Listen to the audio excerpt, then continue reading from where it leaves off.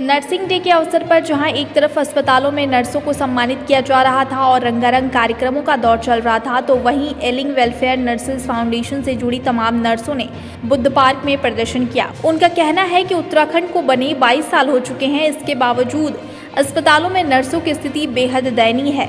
वहीं उन्होंने आरटीआई से मिले जवाब का हवाला देते हुए कहा कि पूरे उत्तराखंड में साल 2020 तक केवल 746 स्टाफ नर्स थी, जो कि ना के बराबर है। उन्होंने कहा कि सरकार इंडियन पब्लिक हेल्थ स्टैंडर्ड के मानकों की बात करती है, लेकिन किसी भी अस्पताल में यह मानक लागू नहीं किए गए हैं। 2 साल पहले 12 दिसंबर 2020 को सरकार ने नर्सों की 2621 पदों पर भर्तियां निकाली थी। जब पूरा विश्व कोरोना जैसी वैश्विक महामारी की पहली लहर से जूझ रहा था, उसके बाद कोरोना की दूसरी और तीसरी लहर आई, फिर भी सरकार ने नर्सों की नियुक्तियां नहीं की। अब चौथी लहर दस्तक दे चुकी है, लेकिन नर्सों के 2 साल पहले निकाले गए पदों को भरने के लिए आज भी सरकार सोई हुई है। वहीं आरोप लगाए कि प्राइवेट अस्पतालों में नर्सों से 10 से 12 घंटे काम लिया जाता है। जितने भी प्राइवेट हॉस्पिटल हैं, सभी में बहुत संख्या में फर्जी स्टाफ नर्सों को रखा गया है, जिनके पास ना तो नर्सिंग की कोई डिग्री है और ना ही कोई डिप्लोमा है। इसकी शिकायत सीएमओ नैनीताल से भी की गई है, लेकिन कोई उचित कार्रवाई नहीं की गई। जैसा कि सर, मैं ये बोलना चाहूँगी कि आज का दिन जो है हमारे लिए बहुत महत्वपूर्ण दिन है। आज का दिन एक ऐसा है कि जिस दिन से मतलब हमने ये प्रोफेशन चुना है, तो हमारे लिए ये एक चुनौती है। तो मैं अपने गवर्नमेंट से, धन सिंह रावत जी से मैं ये रिक्वेस्ट करना चाहूँगी कि अब तक उन्होंने जितना मतलब जो कुछ भी किया है, उनका मैं बहुत तहे दिल से धन्यवाद करती हूँ कि हमारा एग्ज़ाम जो होने वाला था वो कैंसिल किया है। और मैं उनके लिए इस चीज़ के लिए भी धन्यवाद करूँगी, वो यहाँ आए, उन्होंने हमारी बात सुनी, हमें आश्वस्त किया है। और पिछले कई सालों से मतलब जो विज्ञप्ति निकली है, 2900 पोस्ट निकली हुई है, तो हम लोग सभी यहाँ पे अभी मतलब यहाँ पे खड़े हुए अपनी बात रखी है।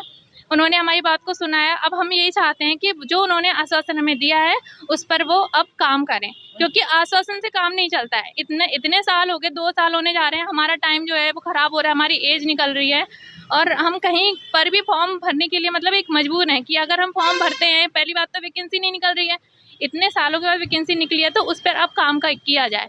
अगर अब बीजेपी सरकार पे नौकरियों को लेकर लगातार बताया जा रहा है कि हम नौकरियां दे रहे हैं, तो उसमें क्या कहना चाहेंगे आप? नौकरियाँ दे रहे हैं, अब हमने तो उन पे बहुत भरोसा किया है सर। अब उन्होंने 1 मंथ का टाइम दिया है, तो हम अब इस बार भी अब भरोसा करेंगे। अब हम चाहते हैं कि बस उन्होंने जो हमें टाइम पीरियड दिया है, उस पे वो लागू करें, हमारी भर्ती जो है सुनिश्चित करें कि हमारा होना है। देखो, जीएनएम और एएनएम दोनों का जियो निकलना था, लेकिन एएनएम का निकला था, जीएनएम का नहीं निकला अभी तक। हम उसी का वेट कर रहे हैं, उसी दिन का इंतज़ार कर रहे हैं। और आज नर्सेज दिवस पे हम सब यहाँ पे खड़े हुए हैं। मेरे भाई बहन हैं, मेरे सभी लोग यहाँ पे शायद मेरे ख्याल से सभी जॉब वाले हैं, लेकिन हम इतनी कम सैलरी में इतने सालों से काम कर रहे हैं, तो अब हमारी गवर्नमेंट को भी हमारे बारे में अब सोचना चाहिए। अगर वो अब नहीं सोचेंगे तो हम मजबूरी एक ऐसी चीज़ है इंसान को सब कुछ करा देती है। बुद्ध पार्क हमारे लिए एक ऐसा स्थल बन चुका है कि हमें खुद अब इस एप्रन को पहन करके हमें खुद ये लगता है कि जिस दिन हमने ये एप्रन पहना था, कसम खाई थी कि हम अपने प्रोफेशन को, अपने काम को बहुत तहे दिल से करेंगे, और हमने किया है, करके दिखाया है। गवर्नमेंट इस चीज़ को जानती है बहुत अच्छे से।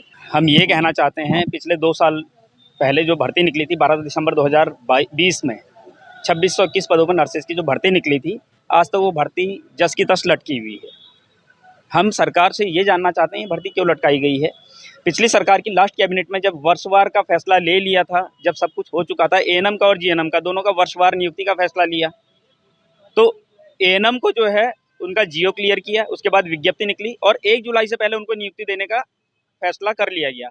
लेकिन हमारा जीएनएम का, स्टाफ नर्स का आज तक जियो नहीं आया है। क्यों नहीं आया है?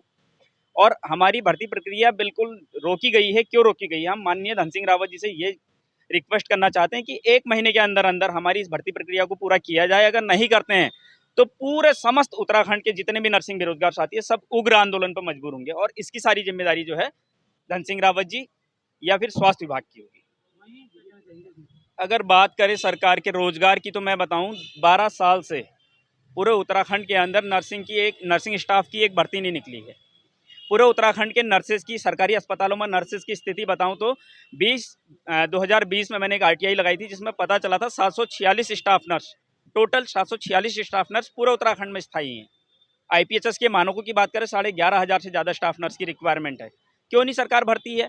अभी 5 मई को मेरा देहरादून डीजी हेल्थ में एक प्रदर्शन था, जिसमें वहाँ के संयुक्त निदेशक ने मुझे एसके झा जी ने बताया कि 5500 स्टाफ नर्स की भर्ती का हमने जो है अधियाचन भेजा है, जिसमें से 1324 पदों पर भर्ती सरकार कर रही है। लेकिन कब करेगी वो भर्ती? उम्र निकलती जा रही है, 12 साल से भर्ती नहीं आई है, कब ये भर्ती होगी? कितने लोगों की उम्र निकल रही है? हम सरकार से एक ही मांग करते हैं कि 1 महीने के अंदर अंदर इस भर्ती को किया जाए और जल्द से जल्द किया जाए, हमें नियुक्ति दी जाए।